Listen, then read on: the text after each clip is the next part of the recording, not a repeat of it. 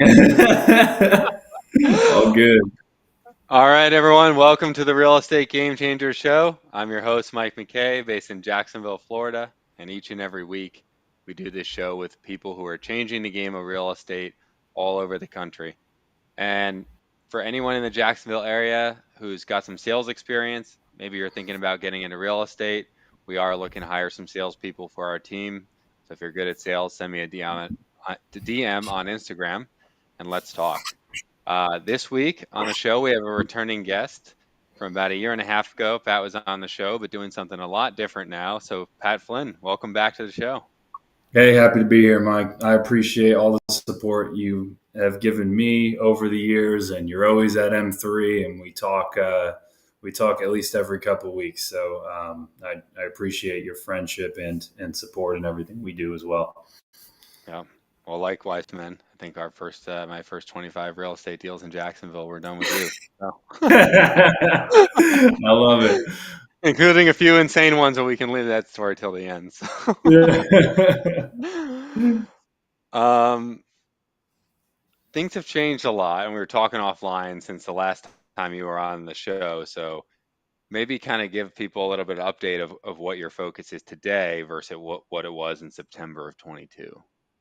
Yeah, sure. And I'll just give you a quick, just because I think the more I can say this, the more I can repeat this story, the more people that can hear it, the more value I think it can add to the world. But we were talking beforehand, and you were like, I think you said, when was the last time I was on? It was like September 2022, right? Mm-hmm. So September 2022, we probably talked a lot about scaling a flipping company, but and I probably talked about Yellowbird, that it's sunshine and roses and everything's great.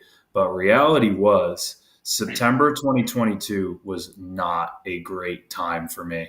And it's not like, woe is me, I'm depressed or anything. It wasn't anything like that. But um, Kyle and I did not agree on path forward. And, you have an organization of 45 people.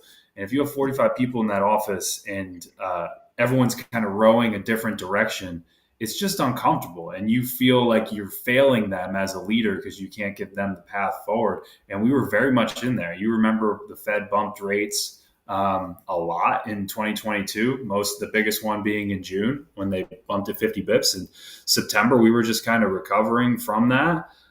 Me and Kyle were talking a lot and trying to figure out a path forward with Yellowbird, and ultimately we weren't able to get there.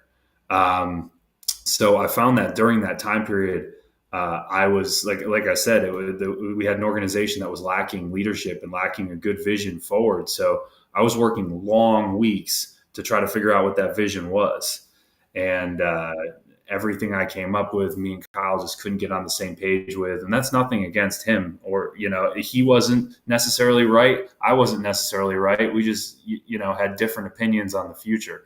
So I found that the more hours I put in every week to try to figure out the path forward with Yellowbird, the further I got away from the answer.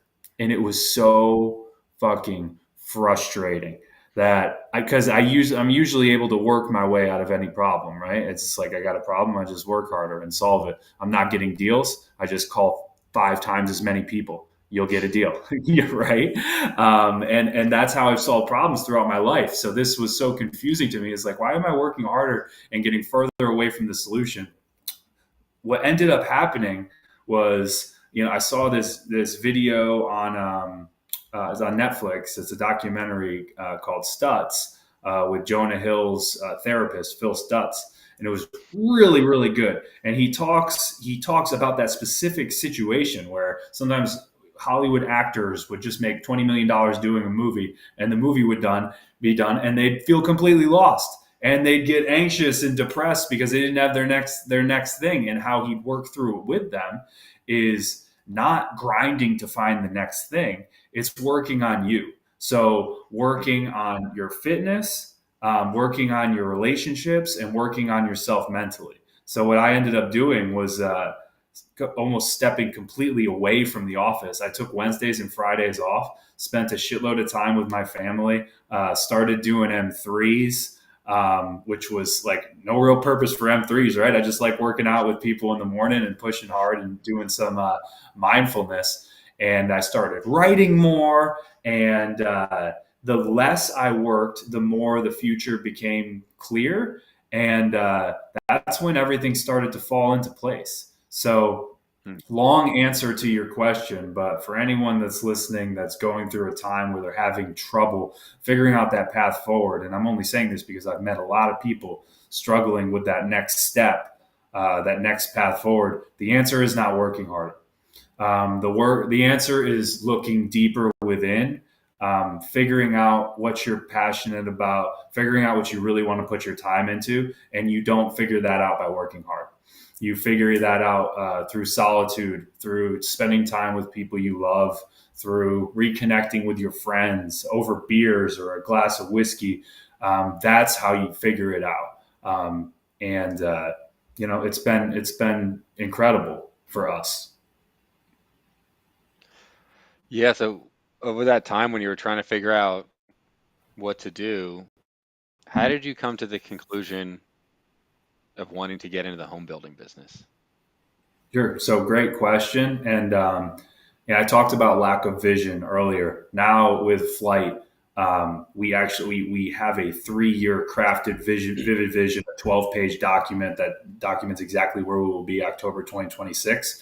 And I have a whole page in that document dedicated to why build houses. Why did we shift from Yellowbird, which was Yellowbird was is a great company, real estate investment business. We flipped houses, we had a rental portfolio, we built new construction, we lent money, we did everything in the real estate investment space, and it was a great team and a great group of people and a great run. So why shift from being a real estate investor to a home builder?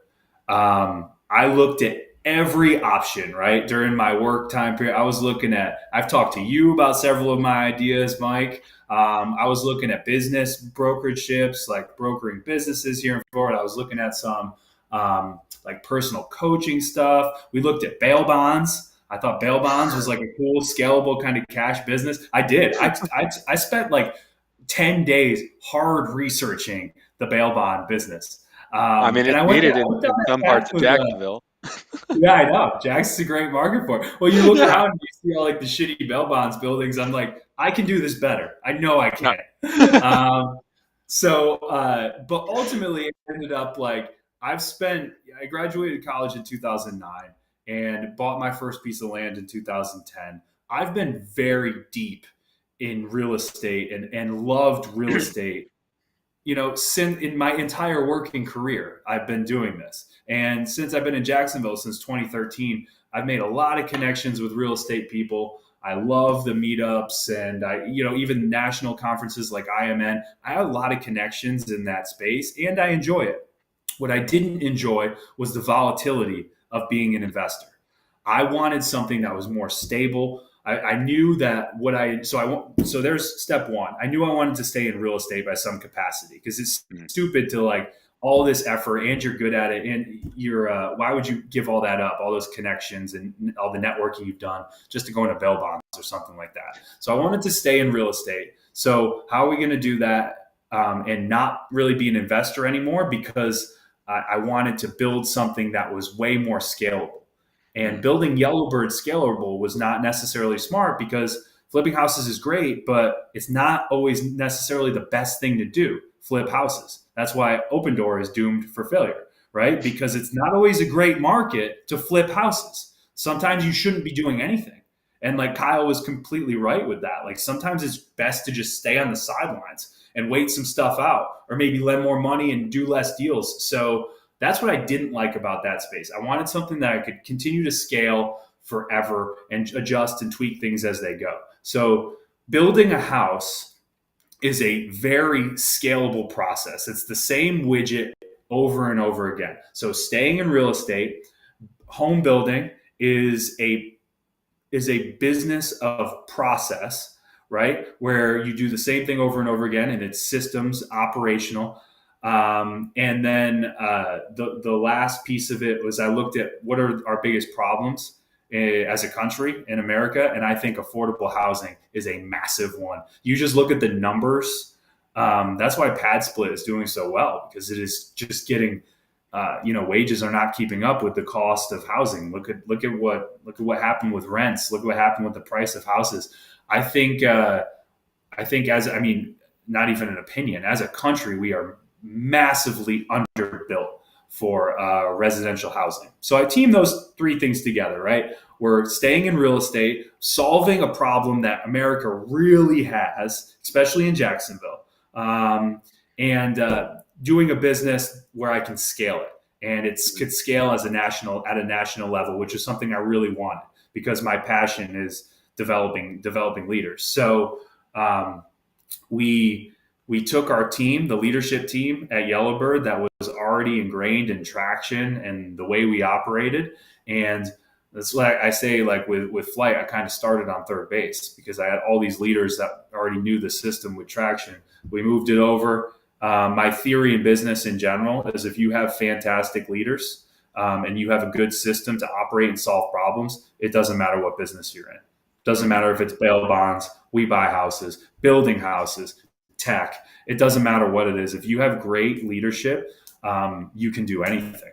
And with flight, we're kind of proving that right now. So that's another long answer, but I also looked at the team I had too. And I love running sales teams. I did enjoy that at Yellowbird, but my core team of leaders was not salespeople.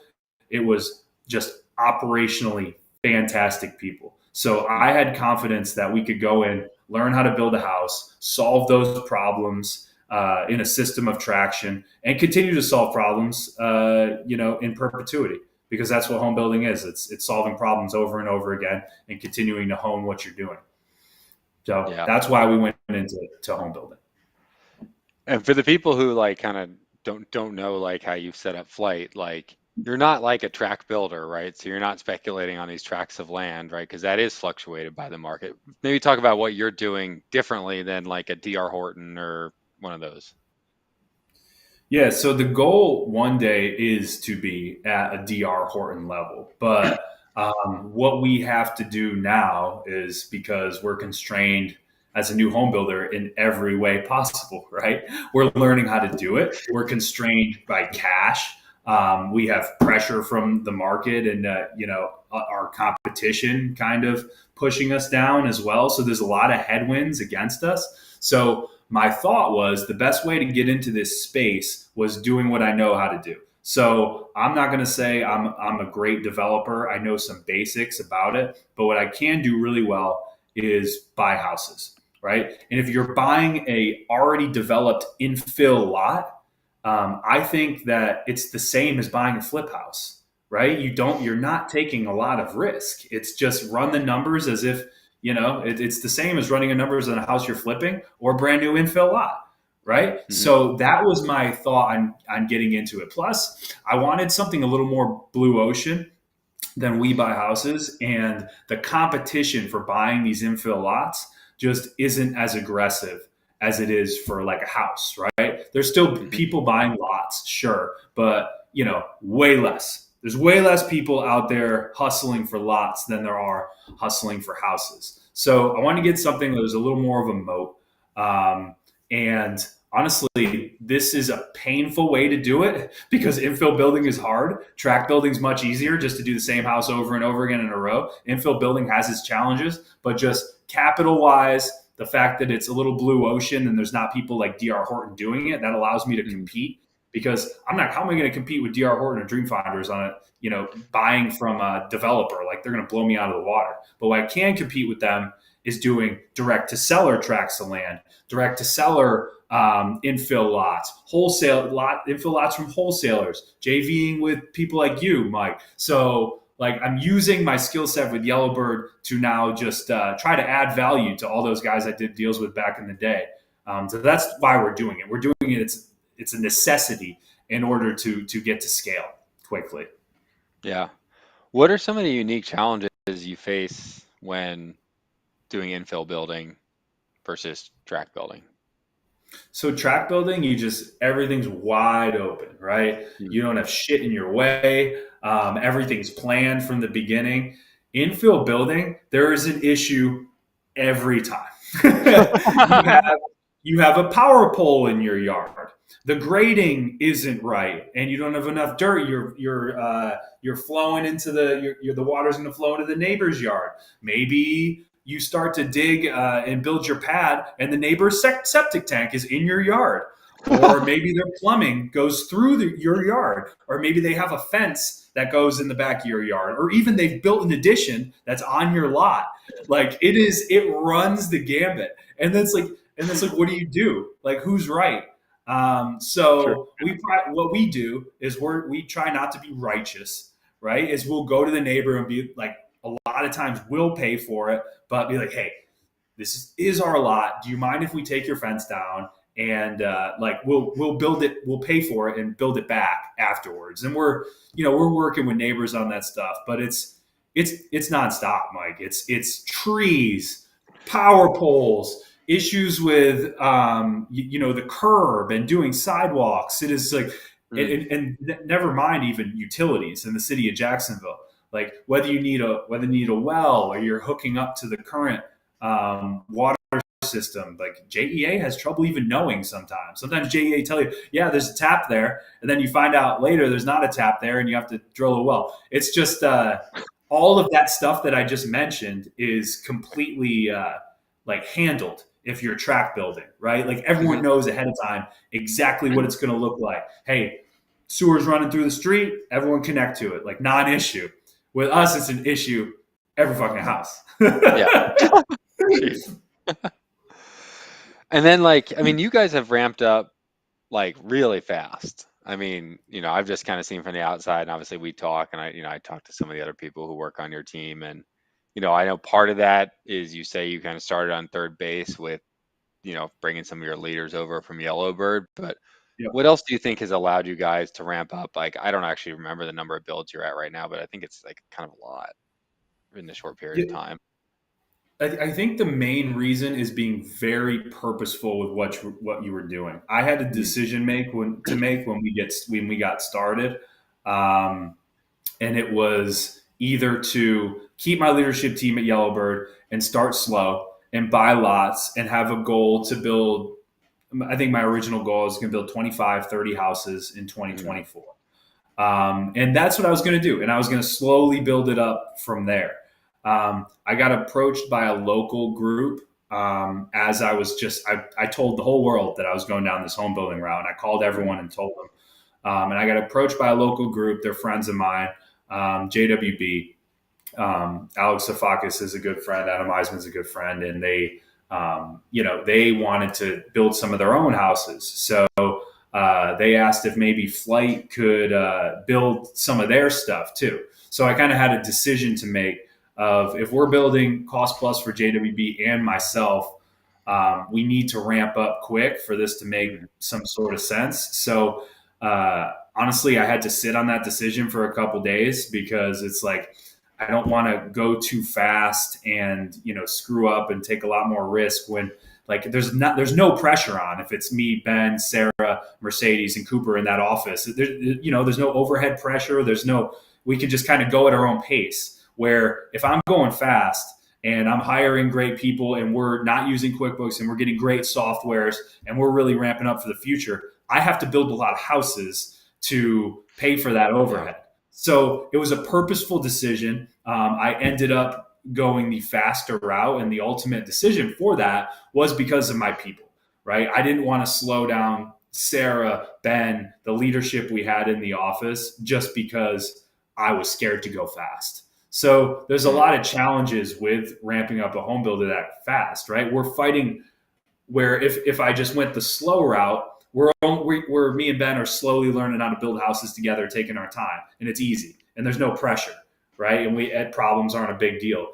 Where the route we ended up going, we're fighting a lot of fronts at one time, right? Matt mm, is fighting the infrastructure and accounting front of, we just had our first $1 million revenue month. That's a lot of money moving back and forth, right? You're not going to do that mhm, in QuickBooks, right? So we had to learn a new accounting software. That's a new front. We have the permitting front which permitting wouldn't have been an issue if we went slow because we could have taken our time. But now I need permits to flow because I need these houses to start and I need cash to start flowing, right? We're fighting the production front, learning how to build houses and learning how to build houses at scale. That wouldn't have been a big issue before, right? Now we're fighting the capital front too because we have great people and we have pretty significant overhead now because you need smart, talented people to run an operation like this. So we put ourselves in a situation where we're fighting all these battles at one time, but it was all planned for. And this decision wasn't by accident, right? And I never look back and go like, man, I wish it went slower. My life would be so much less stressful. I don't look back and feel anything towards that because I know I took the time with this decision and I made a decision authentic to me, and that was in the best interest of everyone in the office. So the answer to your question, Mike, is extremely purposefully, right? We didn't set up our software as an infrastructure in team to do 24 houses a year. We set them up to do hundreds of houses a year. And yes, there's more risk doing it that way, but that was the plan from the beginning. So that's how it's done. There's a great book called The Magic of Thinking Big. And it talks about, the fact that if you dream bigger and go faster than everyone else, there's actually less competition because most people are doing realistic things. And I found that to be the case with this. It's difficult, but it's been such a great journey and just such great bonding with the team through all these challenges. Yeah.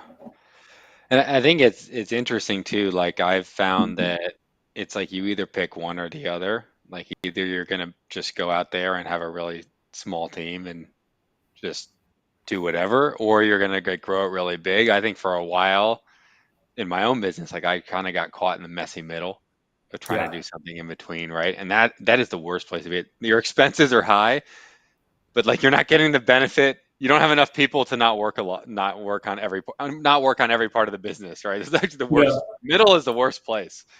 That is the worst place. And if you're going like the big route, the Yeah, messy middle is like necessary for a little bit, but it yeah, makes it more palpable when you know where you're going, right? And it's clear. It's when yeah, that vision's not clear that things begin to go bad. And that's what was happening with Yellowbird, right? Like we had a lot of people, a lot of infrastructure, a big monthly nut with no vision, mm, right?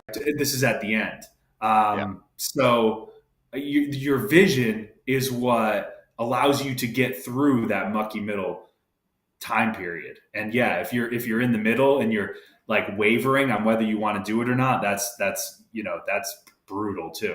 And I want to say also like small team versus big team versus medium team, there is not a right or wrong way to do this at all. The answer there is to look inside and see who you are. Are you someone that enjoys leading people, talking to people, spending time with people? That's what leadership is. Leadership is pouring into somebody and giving a shit about them. If you see that person as just a cog in your machine, that's okay. That's okay. But like you can't fake that you care about them. And as long as it's a business sort of relationship and everyone's on the same page, that's cool. But it would be very difficult for you to have people with you that will run through a brick wall for you if that's who you are. So let's say not right or wrong at all. There are super wealthy, successful people that have done it both ways. So that would be my only advice: is just be who you are when you do that. If you truly like can't pour into people and have trouble caring, like there are there are tons of great ways to make money. I'm sure there's other skills out there. So I think that's really important. Authenticity. It's hard to fake. yeah. What made you decide when you were in the flipping business to grow Yellowbird so big? I don't think I ever asked you that question. I loved it. Mike, I loved scale. I loved the idea of I use disk. Do you use disk or you use or no? I use AI, but culture. same idea. Predictive index, same idea. Yeah, it's the Yeah, same thing. So yeah, I love doing personality profiles. I get such a satisfaction of watching someone with the right profile get put in the right seat and sit there Mm. and thrive.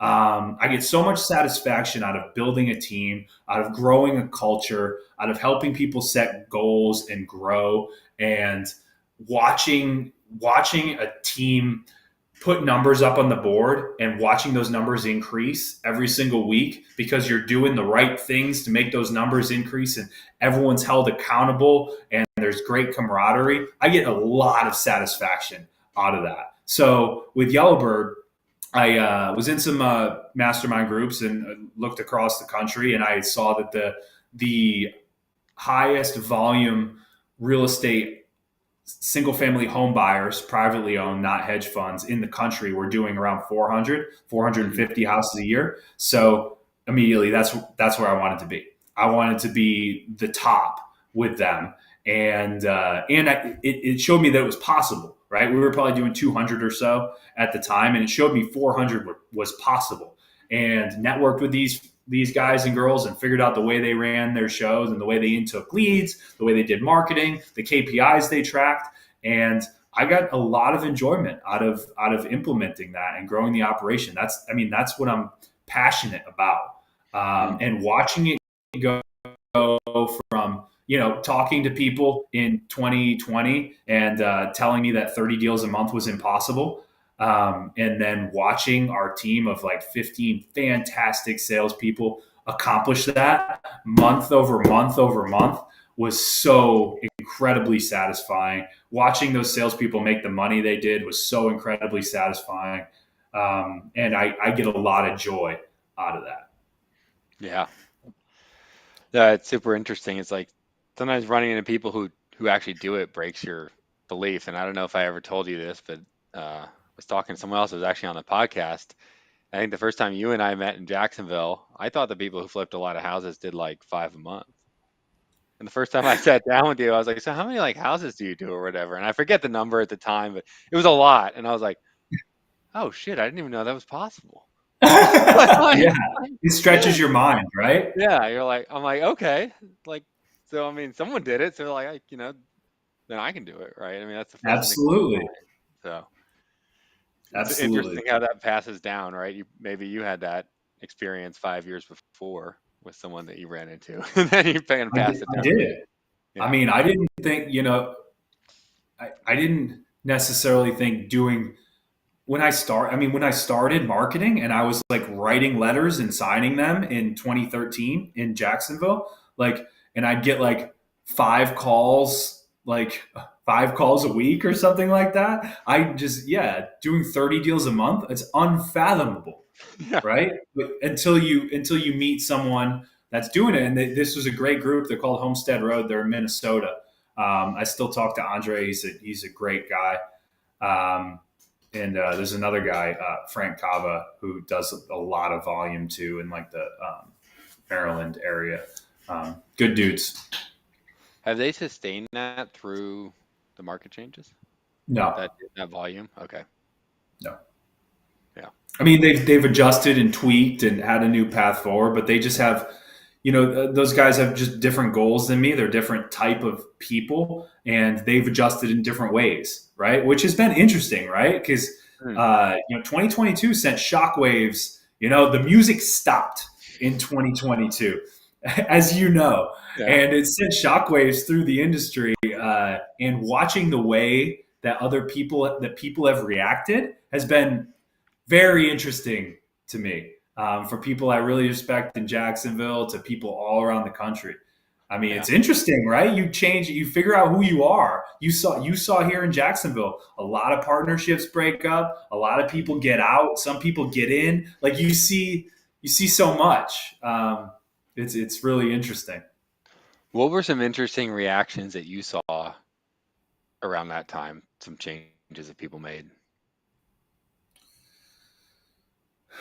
or interesting paths that people chose to take?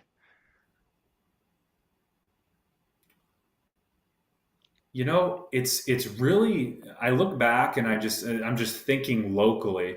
Um, you just never know what someone's going to do during a time like that. There's some people that uh, double down, right? And they go all in and they're pot committed and they go for it. And to be honest, those people did fine. The people that doubled down, right? You remember we stopped marketing, Mike, and you kind of ramped up a little bit, and you were Yeah. fucking crushing it for a while when we were out, and you were in there. And then you have people that it depends on what situation you are in life, right? Some people have made their money and they decided they're out. There's too much uncertainty. There's too much chaos. I'm just out. And being out puts strain on partnerships. So if there was going to be a common theme that I saw, it was in the partnerships that I've seen around the country. One partner's gun ho and wants to solve the problem and fix it and figure out a new way to market, or maybe they're doing novations or different types of deals, or they're converting to more of like a Mark Spain strategy, selling to open door, and the other partner wants to sit on the sidelines.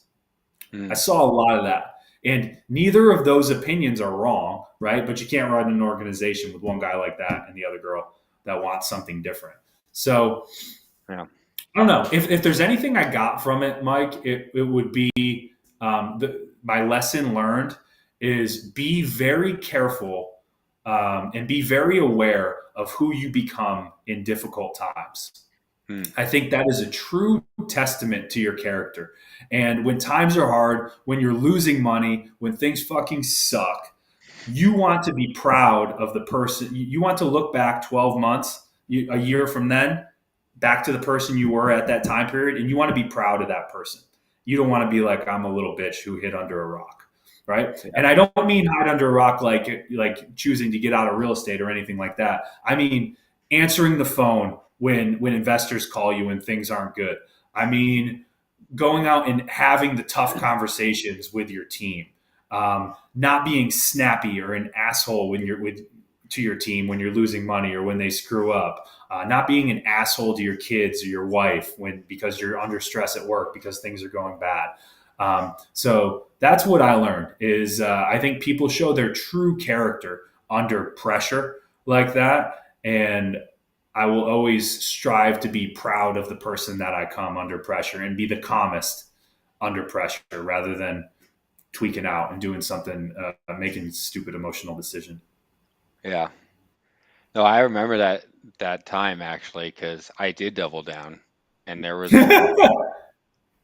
a point where it hadn't worked yet. And I specifically remember a call. I have a lot of remote people on my team with my team, and I said, guys, I just want to be honest, straight up with everyone here. I've got 5 weeks of capital left.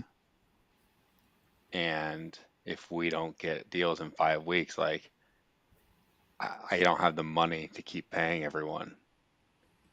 And you would be shocked that when you're just straight up with people, how everyone just steps up, right? If you've treated them well, I guess the answer is that you have to have treated them well all along, right? You have to care, right? Yeah, yeah. If you cared about them all along and treated them well, people will step up for you. And that was, I think, around the time that you had mentioned to me that you had everyone in the office doing this power hour thing, and I had Yeah. everyone on the phones doing this power hour thing. Like, it didn't matter if you were like doing admin work or anything. It was like you just get on the phone, start calling, and post in the Slack channel, and Mike's gonna call in and run over to the house. Like that was what we did for 5 weeks, and we pulled out of it, right? But it That's was close. I amazing. mean, I remember the balance was like I was like, I just 20. It's like $22,000 left in the bank account, and I burns $15,000 a month, and there's no deals on the board right now. So That's an we got amazing to get a story. deal like, and there's a turnaround time, as we all know, you know, on a deal. So it's like we got to get a deal like now Yeah. if we want to be around in 5 weeks. So Oh, yeah, I I love almost that forgot about story. that time until you brought that up. Wow. Dude, Um, Power Hour was like one of my favorite things we did. That came to me. I'm like, not that it's super original or anything, but it came to because we were struggling too. You saw that. Like we were making money on the houses we were buying, but the hedge fund train was gone, and we needed some deal flow, and we wanted to cut our marketing spend because it wasn't working as good. So that Power Hour just created like it has a lot of different effects, right? It creates camaraderie, and you guys are banding together to for one goal and mission. And we had like from our power hour, like a shitload of stuff came from it. All sorts of Yep. stuff. I get on there and I did the power hour too, and I was setting appointments like a machine on there. And it's fun, like friendly competition of like how many appointments did you set? And we like broke it up into little teams, and I loved that. I loved that time period. Yeah. No, it was a good strategy for sure. Plus, if you make like 1,000 calls in an hour because you have 10 or 12 people on the phone, like people just call you back, right? Yeah. And it rings throughout the day. It's like it's interesting. Um, let's talk about hiring because how many people are you up to on your team at Flight now? 26. And that's been and you started with what, five, six people in a year Yeah, we ago? started Year. with and I'm counting the team as like my the real estate team, right? Like flight and flight group, and flight group's at like four right now. And obviously Mercedes and Jana came over with me. Mhm. So let's say we started with like eight. Okay. And then, I mean, you've hired like all different types of positions from superintendents to, I Right. mean, First office first people. quarter first quarter this year we hired seven people. Yeah. How do you make sure that you're finding the best people, put them in the right seat so you can watch them succeed? Yep. I mean, great question. That's just something I hear all the time is goddamn Gen Zers, no one wants to work, everyone's lazy. You hear that over and over again. You hear that almost as much as you hear there aren't any deals out there. And sellers want too much for that. Like it's the same thing to me. Those are the two It's the two of same the people who say it, actually. same people that say both. Like, how great do you are that you think like fantastic people are going to come out of the woodwork and say, "Let me please work for you." That's not reality, right? So I look at hiring solely like the same way I do as like we buy houses and deal finding, but a fantastic person, a Sarah, a Ben, a Matt, a Miguel, and any leadership on my team, a Dylan, one of them is worth infinitely more than a house. Mhm. Uh, so why are we half-assing the effort that we're doing to find these great people, right? So I look at it as a numbers game, just like houses. I want to weed through as many people as humanly possible. So we start our process with solely lead gen. I just want numbers, just like we do when we buy houses. You just want leads, stuff in the system. So we use Indeed, ZipRecruiter, Craigslist, whatever, to get as many leads as we can, and we track it, right? So we have thousands and thousands of people apply, but some of those people apply just because they're on unemployment and they need to apply in jobs and they don't really want a job, right? So you need a fast way to weed through those people because you don't want to be reading through someone's resume that just clicked on your ad to apply just because they need that application for their unemployment check that week. You want to make sure you're dealing with people that actually care. So you need to go through thousands and thousands of people efficiently. We do so with a software called Spark Hire, and you use Predictive Index. We use Culture Index. Same thing. So all of those thousands of people that applied get a nice personalized message from a VA that says, "Hey, we pulled your specific application because of your resume. The next step before the interview is you do this one-way video interview Spark Hire and fill out a CI survey. The whole thing takes less than 10 minutes, and then we'll reach out for an interview. So if this person is not willing to take 10 minutes to do the next step, guess what? We don't want them anyway. But that weeds out a shitload. And then the next step is you're watching them in a one-way video interview, and you have their Spark Hire or their Culture Index up right next to it on your other screen. You can hammer through people fast, right? Because a lot of Mm. times in 10 minutes, or 10 seconds, like that's a no. No Yeah. way. A lot of times you can weed people out just because of their culture index. Like if it's a low detail salesperson and I want them for a high detailed superintendent job, like sorry, it's just not going to be a fit. You will never ever be happy doing this job. You should be elsewhere, right? So that allows us to weed through people very quickly. And then if someone is passes all that and we want to talk to them in person, we interview a lot of people. You know, we track on our EOS how many people apply, how many spark Mm. hires we received, how many interviews we held, and how many job offers we submit or give to people. So we know our exact ratios. I know how much money I need to spend to Mm. find a great super, right? And then the coolest part about this is a couple times a year you will get that killer that will stay with you forever. But you will very rarely find that person if you're not always 100% of the time actively looking for them, Yeah. right? What does that in-person interview look like? Like, Yep. how are you trying to figure out? I mean, maybe it's different for different roles, but how are you trying to figure out that, this is someone that you want on your team, and this is someone like they're telling me the truth about their past Yep. qualifications? Yep. So you're right. It depends on the role. And I would be lying to you if I've said I've had a lot of success hiring higher level positions like a CFO or leadership type Mm. roles. I've had actually very little success doing that. Actually, zero success doing that. That's why, but I think we're really good at hiring people with a little bit of experience, not a ton of experience, and training them to be leaders. And that's my method. Just because even Don Wenner, who I respect a lot and is very good at hiring, even he says he's barely 50-50 on leadership hires. Mm. But I think I'm about 85% on just regular hires from doing it in our process. So what is the best way to interview? We use a method called top grading. Anyone can tell you anything in that Yeah. interview, right? What I like to dig into is I walk through their whole past and I want to know why they made decisions that they made. I want to know how their Mm. brain works. Okay, so you graduated high school in Orlando. What made you choose to go to University of Florida in Gainesville? Why didn't you go out of state? Why didn't you go to California? Why'd you go to college in the first place? Who was the biggest influential person at your college? What is there a teacher or mentor that you really like connected with? What do you think that person was? What was that person's strengths? What leadership qualities of that people were you drawn to? What was that person weak on? So I do that over and over again for their whole past.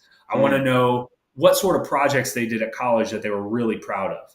I want to know why they made the decision to not finish college and leave. And that's not necessarily a negative, right? I just want to know why. You didn't go to college at all. Why didn't you go to college? Give me a reason. Oh, maybe your mom was sick, something, money. I don't know. Give me a reason and let me decide if that reason is a stupid reason or a good reason. Right. Mm. So I just want to know how people solve problems, how they look at challenges. So anyone can bullshit you, but they can't really bullshit you on the decisions of their life and why they made them. So I think that's Mm. a great way to get in someone's head. How resilient are they? How gritty Mm. are they? How do they react in adversity? In the past, what did they do? Did they quit? Do they blame every single bad job and bad thing that happened on other people? Are they? Is Yeah. it always someone else's fault when the thing doesn't work out, or do they take accountability? Are they talking shit on people, or are they taking extreme ownership themselves? So those are the things that I look for. People think I give a shit about qualifications. I don't even look. I don't even look at resumes, and I know it matters for skill set positions, especially superintendents. So I do a technical side. If I'm going to bring in someone and pay him at a level where they should know construction, I have Miguel in there. Mm. Deciding if he thinks they know construction or not. But I'm there for the character piece. And I think that's the most important because anything can be taught, right? You can learn how to build a house, but you're not going to necessarily change someone's character Yeah. and who they are as a person. You can. I do believe that people can change, but I'm not willing to go down that road with you. Yeah. That might take a little more effort than you needed a fast-moving that company. is necessary, Yeah, right? that Like is you can necessary. change on someone else's dime and then come back. Yeah, exactly. What about because I'm hiring salespeople right now, and you've hired a bunch of salespeople. I love hiring salespeople. That's my How do favorite. That is my yeah. favorite thing to do. How do you like? What's your process for hiring a salesperson or interviewing a salesperson? Um, I'm much harder on them. I like Mm, making them squirm. I like putting them under pressure. I like telling them that it's not going well, and give me a reason why you think it's going well. Why do you really want to be here? That's what you want for salespeople. And it depends on who you're trying to hire, Mike, and how your business is set up. If you are set up to where you need a Mercedes, you need a Cooper, you need a Jana, you need someone that's going to negotiate and close a deal and has the ability to rip your face off. If that's who you need that high A person that's good under pressure. But my wife, for example, Jane, fantastic at sales, but retail sales, right? Like mm, she'll go to your backyard and sell the shit out of a pool, and you will buy that pool from Jane, right? You go to a retail store and she will sell you some shit like that you definitely don't need, and she will convince you that you need to buy it. But she's not that high A rip your face off type person. So I think mm, she would be phenomenal if you were setting up your business to where you're making all the offers, Mike, and Jane is going to the house presenting that offer to the seller and telling him why he needs to take that offer.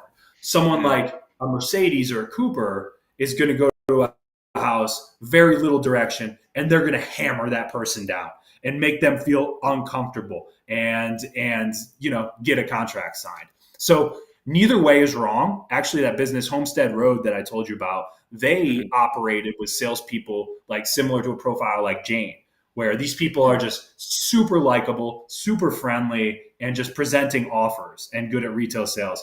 Where your hungry high A is going to grind on the phones and go out there and chop heads off. yeah. Right. So once again, both good, and you interview them both differently too.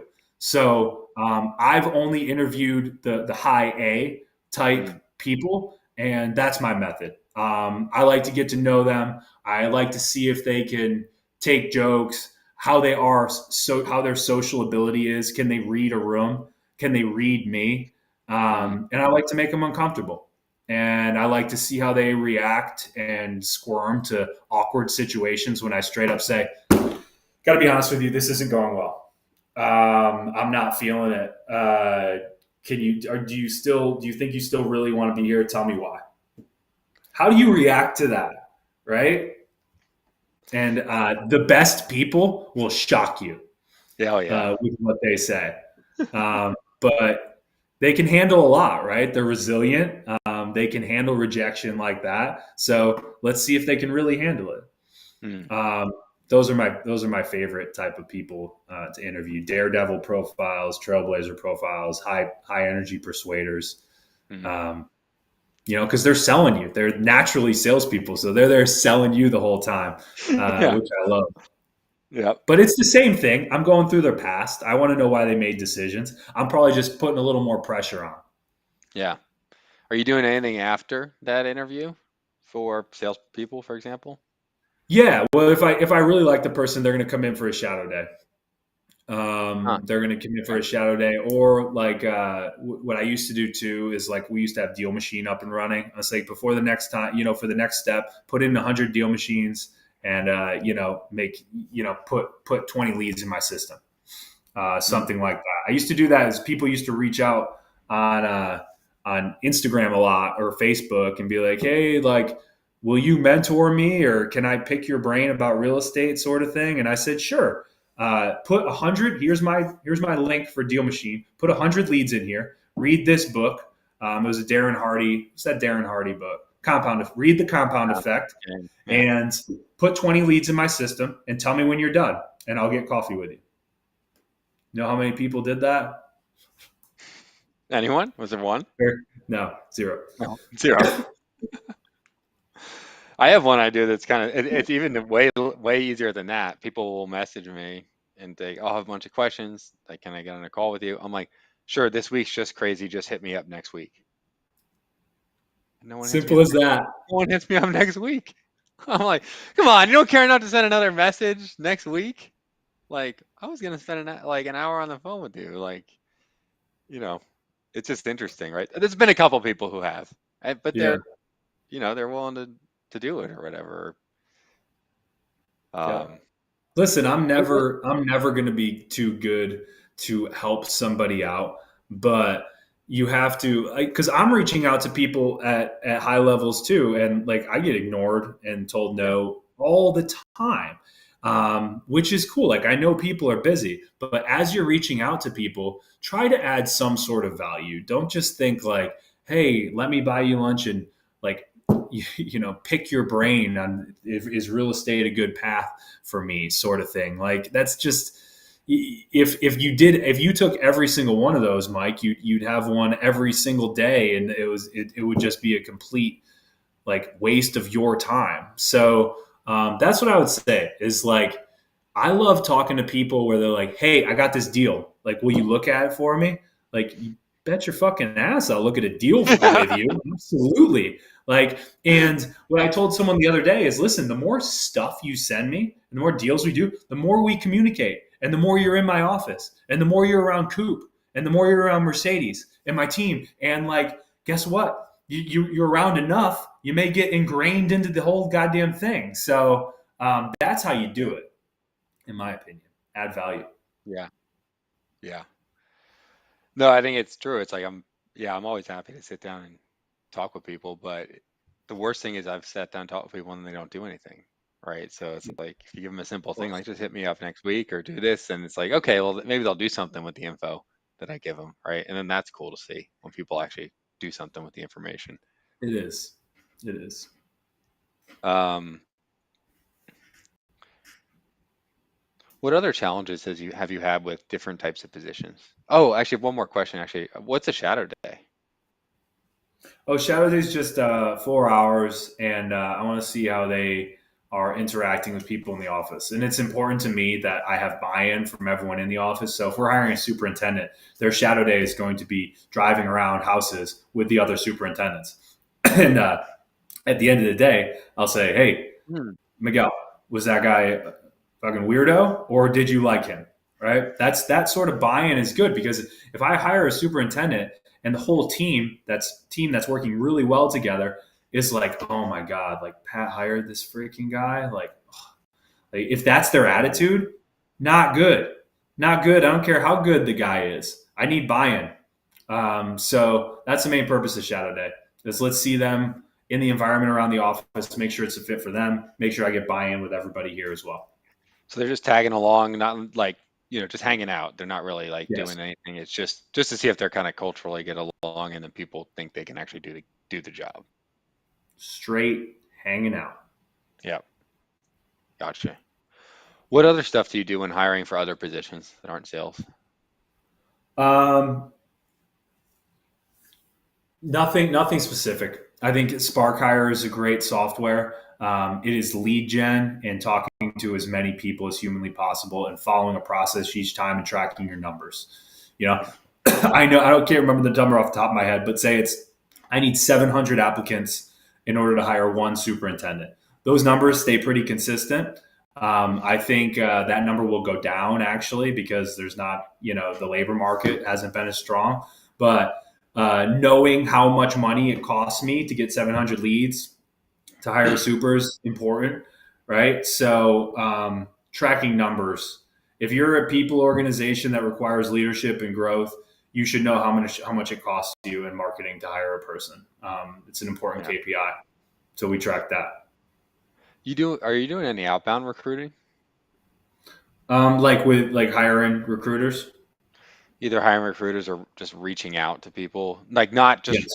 people who apply, but reaching out. Yeah, I do. I do some LinkedIn.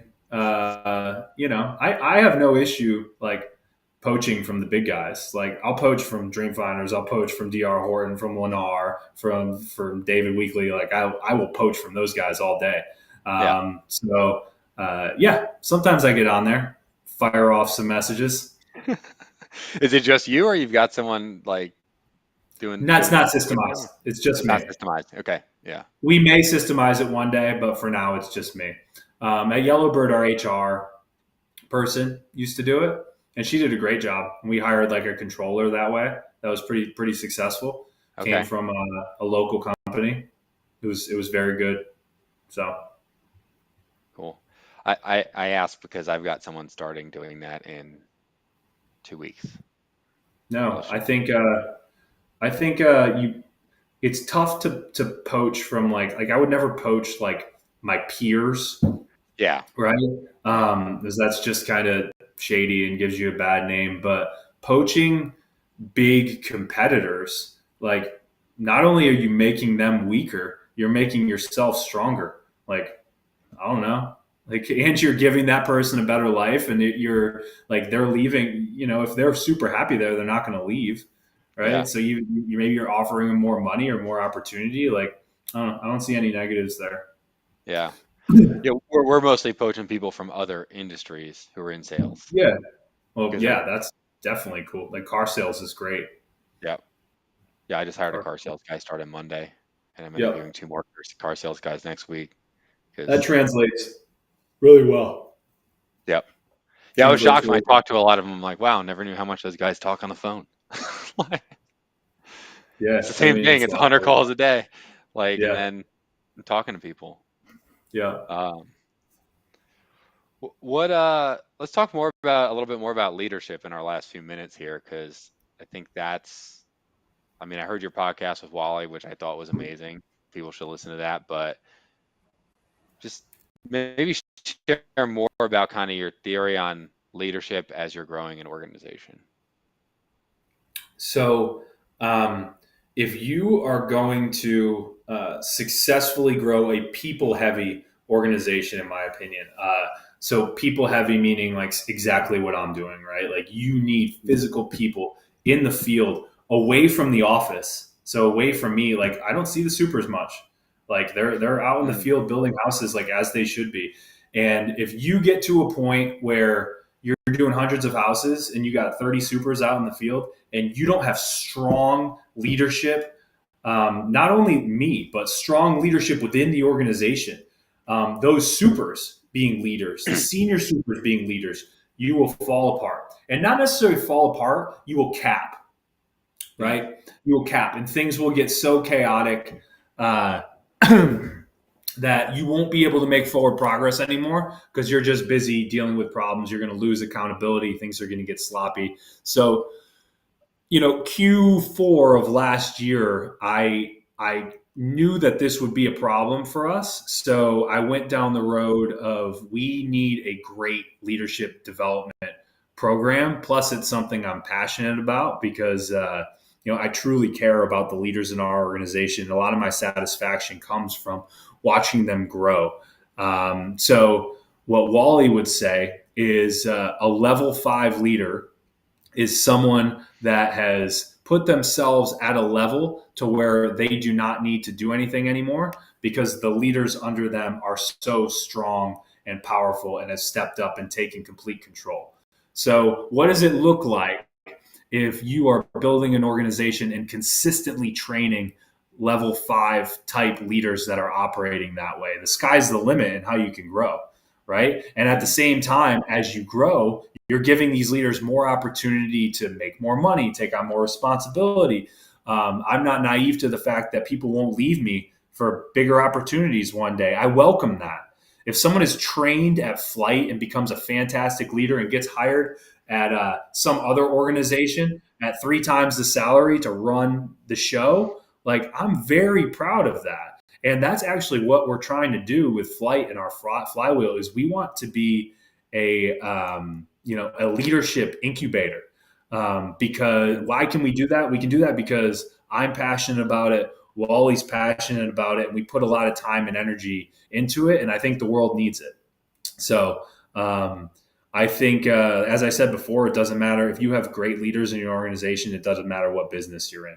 So honestly, I don't think a lot of things are going. I think if you grow and develop leaders within your organization, that is going to solve a lot of problems for you that you Mhm. wouldn't see otherwise. And that's our superpower. That's what you talk about the hedgehog concept with Jim Collins. That is something I don't think we can be the best in the world at building houses, but I think we can be the best in the world at developing great leaders. Mm. So we're very focused on that. So how do you go about implementing that in a company? Yeah, good question. We actually just talked about this the other day. So um, with us, we started pretty strong, but I don't think everyone needs to start as strong as we did. I think Mhm. I look back to the times at Yellowbird when we only had 9 people, and the first real leadership thing we did was me running book club. Like Hmm. book club once a month, that is leadership development, especially if you're teaching, if you're doing books on sales or leadership or whatever. I think that is the best way to implement it. What me and Hmm. Wally have done is we've already had the book club running. What Wally did is kind of take a schedule that I asked him to do, and I'll just kind of walk you through what we do. I have the flight leadership development program. So that's just kind of the executive leadership team. So there's 6 of us. We Hmm. meet every other week to have a very focused hour and 15 minute solely leadership meeting.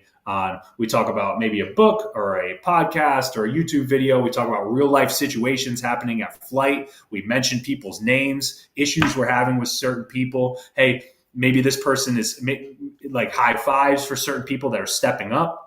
We're talking about real leadership flight problems, and we're Hmm. also talking about some conceptual stuff. On the off weeks, that same group meets for a no schedule coffee time. So I used to work on ships.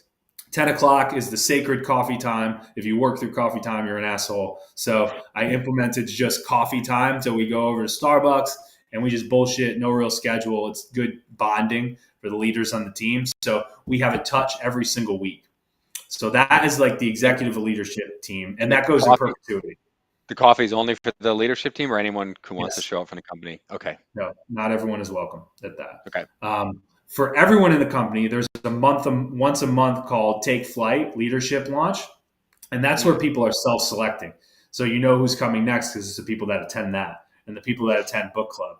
So once a month, Wally will run it. It's early in the morning, goes for an hour and 15 minutes, completely optional, but anyone can show up. And we don't go as deep into stuff like because you want to meet people where they are. So sometimes even book club is very, very intense. Like reading a book's a lot for someone that's never read a book. So our first one we did was on Admiral McRaven's speech about make your bed, right? So Hmm. everyone watched this 15-minute YouTube video about from this Navy SEAL Admiral make your bed, and we're going to talk about that, and we're talking about how it relates to flight, and it's very loose and open, and people enjoy it, and your executive leadership team should not talk as much, right? Because you want the people that are showing up to talk more. And Wally does a great job facilitating the conversation. Hmm. So that is our setup. That's once a month, and we have book club twice a month.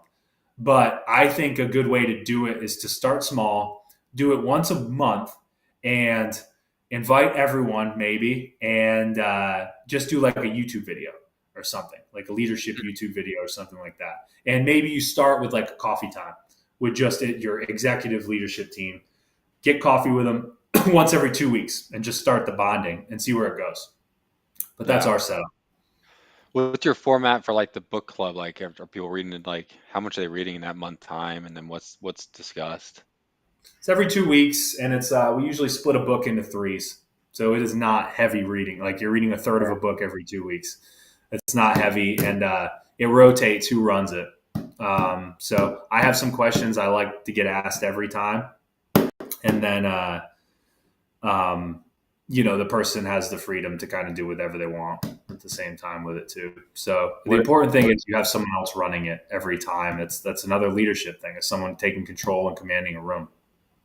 running each book or running each session? Each session. So each like a book will be split into 3 book clubs, Okay. and someone different will do each one, Yeah. and that'll rotate through. What are the questions, or maybe just one or two of them that you'd like to get answered every time?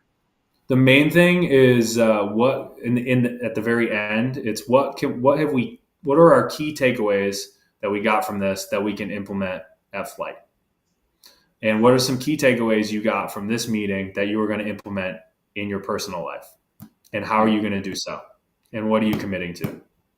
Yeah. And then just some basic stuff like, did you like it? What was the key Sure. takeaway? Yeah. Got it. Cool, man. Well, we're getting close to the end here, and I know you know the two questions I asked them last time, but your Yeah. answers might have changed. Um, Actually, let's change the first one a little bit. Instead of me asking the usual, what's the craziest or most uncomfortable situation in a real estate deal, let's change it into a home building project. Or you can say real estate deal if you don't have one that comes to mind, but you've told me a few funny ones offline, so Yeah, well, I'll just give you an easy one. I'll keep it unemotional, and I won't tell the sad one because I have a sad one that just sucks. But I want need to bring the okay. situation down. So this is kind of it's kind of a funny one. It makes fun of Jacksonville a little bit. So getting these homes turned over, like we're doing a lot of cost plus building. So getting these, this Mhm. happened just last week. Getting these homes turned over to JWB is a huge deal for us, right? Or the client, whatever client we're building for like 6 or 7 people right now. Getting them turned over and the client very happy with the build is a huge deal for us. We get our last draw, which ends up being all the profit in the deal on the last one. So it's a big deal to get these closed. So we had a duplex closing last Friday, and so a week ago today, and it's 2 units, right? So we're getting paid off 2 units there, all getting ready to close. Looks great. JWB wouldn't accept it because on last Friday because there were some issues with the paint and the paint color. And they were rightfully so. They shouldn't have accepted it. We had a couple issues inside, paint touch ups that needed to happen. So they didn't accept it, Mhm. right? And all it needed was a little bit of fucking paint. So over the weekend, we were planning on closing it Monday. Miguel went that afternoon, fixed whatever needed to be done with the paint. It's going to close on Monday, right? So over the weekend, someone threw a massive piece of concrete through the window, smashed the window, smashed all the floor. So the window it fucked up some of the paint and some other things in the house. So just letting it sit 2 extra days cost us another week. So the importance of attention to detail and getting stuff closed when it's supposed to close, because one little piece of paint can cost you a week. Yep, That sucks. that sucks. Yeah. It's like I walked into the house too. Like me and Miguel walk houses on Sunday, and I walked into it and I was like, God damn. And then you have to clear the house too, like make sure no one's in it. Yeah, I was gonna say at Um, least there wasn't someone sleeping there or doing something else, which could be yeah. worse. Well, they would have got run off pretty quick. I Oh. was pretty angry about the window. Got it. Well, the second But question, that's what was that, Pat? I mean, that's a weekly thing, unfortunately, in this business and where we're building. Even if you are track building in good areas, like theft and vandalism is just honestly, it's part of reality now. Part of what we do in our leadership space is like, you know, kids, and who's ever doing this vandalism stuff. I just feel like leadership would solve a lot of those problems. Sure. Yeah. So the second question I have is if you could go back in time, give yourself one piece of advice when you were looking for your first real estate deal, knowing what you know now, what would you tell yourself? I just wrote about this in my Friday thoughts, and I was going to give you a different answer, and then this popped into my head as you just said that. I would tell myself, relax. Hmm. It's all going to be okay. It's all going to turn out exactly how it's supposed to turn out. Enjoy this journey. Enjoy this grind that you're doing right now, because you won't be able to do it forever, right? And you'll look back on it and smile. So don't live in stress as you do it. Enjoy the conversations you have with people. Enjoy the food you eat at lunchtime. Enjoy these little breaks. Enjoy your coffee in the morning. Like, sip it with purpose. You don't need to always rush right to work. It is all going to be okay. It's going to work out exactly how it should. And like I told you, Mike, I write a lot of my Friday emails and do my podcast because it's stuff I need to hear even now in the Hmm. day, right? Like with flight, I don't obviously I have unwavering faith of our success, but it doesn't mean that this path is not stressful. As much stuff is going on and cash flying everywhere, and that's how I stay at peace. Is knowing that I'm doing everything I can to make everyone there successful. And I put myself in that mindset too of like, okay, it's 6 months from now. What am I going to wish I did now? What is the Mm, 6 months from now version of me going to wish I did right now? And I reflect on that every Friday. And mm, as long as I'm doing exercises like that and giving it everything I have, um, enjoy the journey and enjoy the people you're around every day. And don't be a stressed out asshole. Don't be an asshole to your wife or your kids just because you're stressed out at work. This is all part of it. And guess what? When you get to where you're going, there's going to be more pain and uncertainty there too. It's not this blissful spot where you're just in nirvana for the rest of life, right? yeah. Life is work. Life is uncertainty, right? So it's going to be like that forever. So get used to it and enjoy it along the way. Yeah. Because I was a psycho back then. I was a freaking psycho with calls and leads and marketing, and high stress, and I'm not anymore. Yeah. That's a great piece of advice. I like that question a lot. What 6 months from now what was it? Would I regret not doing today, or what I wish I was doing today? Yeah. What do I wish? Like, because flight's a startup, right? Yeah. So honestly, I reflect. I reflect with flight being a startup, and I Mm, put myself in the situation where, okay, flight failed. Flight was a disaster. What do I wish I had done right now? mm, I'm sitting there and flight has failed. What do I wish I had done right now at this moment in time as we're still rolling that could have saved us? mm, And that perspective shift has changed the way like I've adjusted things because of that. But hmm. now I can comfortably sit every Friday and think about that and feel that right now I am doing everything I need to do. Right. I'll Yeah. give you an example of something I changed. Yeah. If we got time, I know we're Sure. really No. rolling No. Let's do it. time here. Is my original plan with flight was I was going to be one of the supers because I don't know how the hell to build a house, right? So I was going to, me and Ben were going to be out in the field, like learning with the guys out there doing stuff, learning how to do framing, how to do inspections, learning how the whole process worked, Hmm. right? So, okay, that's great. Like, yeah, Pat, you can be a hero and you can go out there and grind with the guys and do that. Is that really the best thing for Sarah? Is that the best thing for Miguel? Is that the best thing for your team?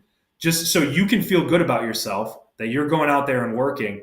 Are you really doing the best thing for flight, or are you setting flight back? Right? Are things getting Mm, missed about, are things with accounting projections and infrastructure and capital and pipeline and deal flow getting missed because you think you need to go out there and, grind and figure out how to build a house like for your own ego? Like, mm, is that what it is? It's your own ego? And it was. It's my goddamn ego, right? And I needed to refocus on the things that mattered for the team, which at that time was capital. It was making sure the pipeline was full. It was dealing with JWB and the leadership over there. It was making sure we were tight on infrastructure and our software choices and making sure all that stuff was moving ahead and rocks were in place. So that was a big revelation from one of those kind of meditations I did.